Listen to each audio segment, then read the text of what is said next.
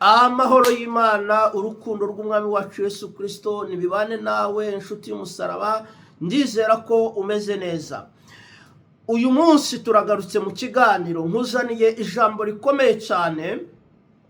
Tumaze iminsi turi mu ijambo rivuga ngo imbuto irabibwa ntabwo iribwa. Uyu munsi rero ntabwo tugiye kuba tujya kure y'iryo jambo, ahubwo turaza kuba turigarukaho ariko mu bundi buryo.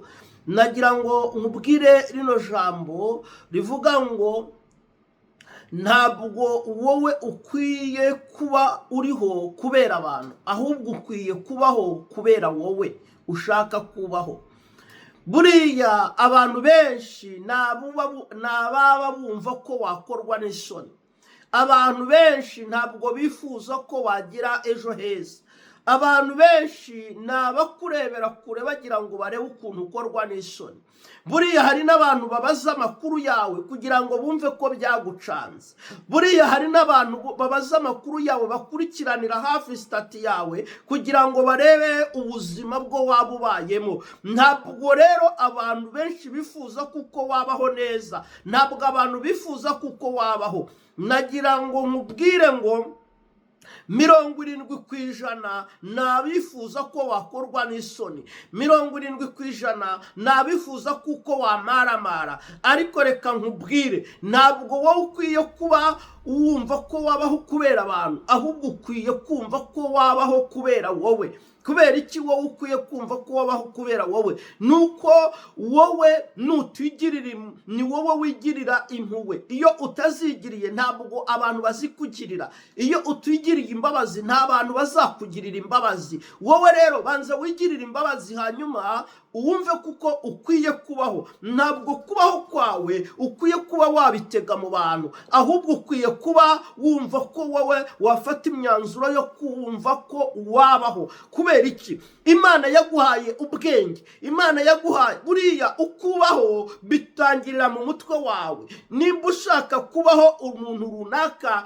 bizatangirira mu mutwe wawe. Nimba ushaka kugera ahantu runaka bizatangirira mu mutwe wawe. Nimba ushaka gukora ibintu runaka bizatangirira mu mutwe wawe. Nagira ngo nkubwire ngo ntabwo abantu bifuza ko wabaho neza, kandi nta muntu n'umwe ugufitiye imbabazi. Wowe nutigirira imbabazi nta muntu uzigufitiye. Kabiri, isi ntabwo igufitiye imbabazi. Yesu wibuka ijambo yaravuze ngo ab'isi bazabanga. Nukuvuga ngo iyo uri umwe mu bizera, menya ko isi itagukunda, menya ko abayituye nta n'umwe agufitiye impuhwe. Rero wowe ni wowe wa mbere ukwiye kuba wigirira impuhwe, ukumva ko ukwiye kubaho, ukumva ko kubaho kwawe nta muntu ugomba kubisabira uburenganzira, ukumva ko kubaho kwawe nta muntu ukwiye kuba ubisabira imbabazi, ahubwo wowe ugafata decision ukavuga ngo nkwiye kubaho. Kandi kubaho kwawe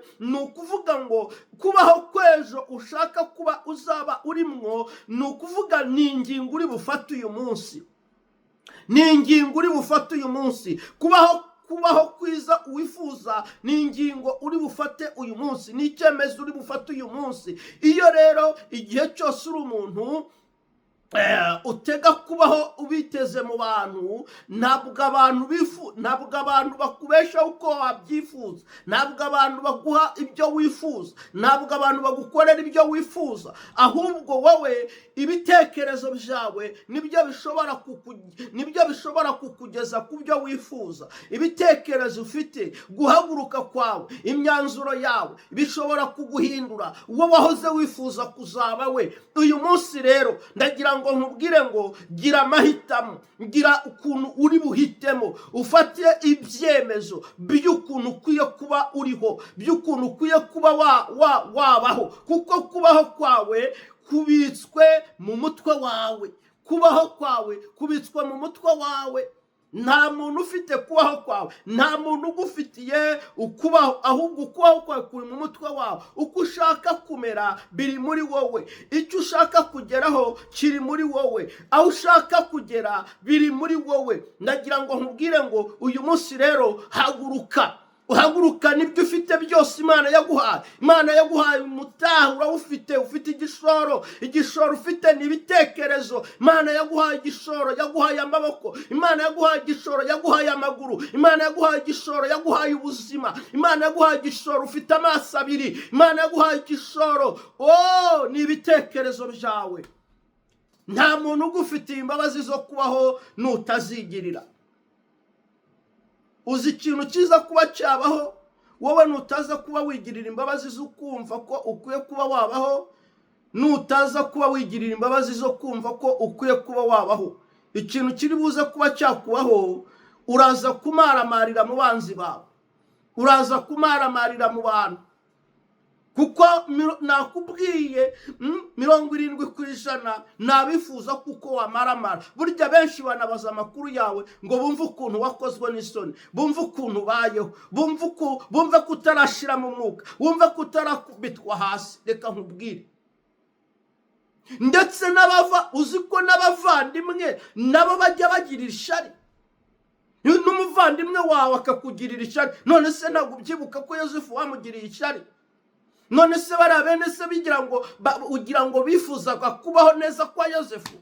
Oya, ntabwo babishakaga. Bumvaga kuko bamurwanya hakiri kare atazabayobora. Reka nkubwire, nta muntu ugufitiye imbabazi, ntabwo isi gufitiye imbabazi, wowe nutigirira imbabazi nta muntu ugufitiye imbabazi.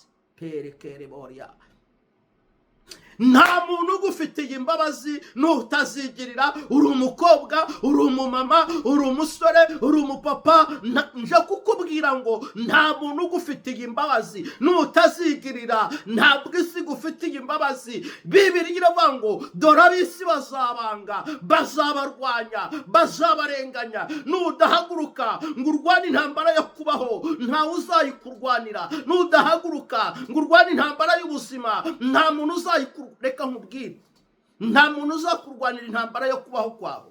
Ni wowe ubwawe wo guhaguruka ukirwanira intambara yo kubaho. Kuhaguruka ukirwanira intambara yo kubaho rero nimba turi butera uyu munsi, nimba turi bubibe uyu munsi, nimba turi bugerageze gutera uyu munsi.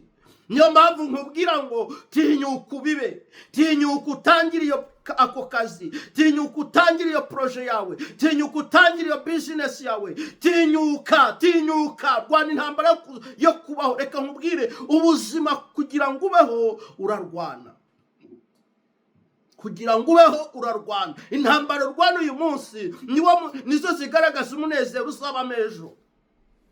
Intambara urwana uyu munsi, ibyo ukora uyu munsi nibyo bishushanya umunezero uzabamo ejo. Ntabwo wanezerwa utarwanye. Kandi reka nkubwire, hari ibihe bibiri bijya bibaho ku mubibyi. Igihe cya mbere ni igihe cy'izuba. Burya umubibyi izuba rivuye abatomba yagira amahirwe. Izuba naryo rariprofita. Izuba naryo rigira icyo rikoze mu ndimiro ziwe. Izuba naryo rigira icyo rikoze ku myaka yiwe, ku byo yaremye. Hari igihe cya kabiri. Igihe cya kabiri ni igihe cy'imvura. Igihe cy'imvura nacyo umuremyi akibyaza umusaruro. Ntabwo igihe cy'imvura kimupfira ubusa, ahubwo igihe cy'imvura nacyo kiraza kigahembura ya myaka yiwe. Maze izuba naryo ryaza rigacishamo umucyo, imyaka ikarushaho kumererwa neza. Ibyo bihe bibiri umubibyi aba abikeneye. Icyo nshaka kuvuga ni iki: iyo uri umunyabwenge, ibyo bihe bibiri byose ubibyaza umusaruro. Yaba igihe cyiza ukibyaza umusaruro, yaba ari n'igihe kibi nacyo ukibyaza umusaruro. Ku banyabwenge igihe kibi bakigiramo, igihe kibi bakikuramo ubwenge, igihe kibi bagikuramo ubumenyi, igihe cyiza bakagikuramo inyungu. Nimba wumvise ibyo mvuze, Imana iguha umugisha. Rimasia dosai gloria. Nimba wumvise ibyo mvuze, Imana iguha umugisha. Nashakaga kukubwira ngo kubaho kubitswe muri wowe, kubaho kubitswe muri wowe.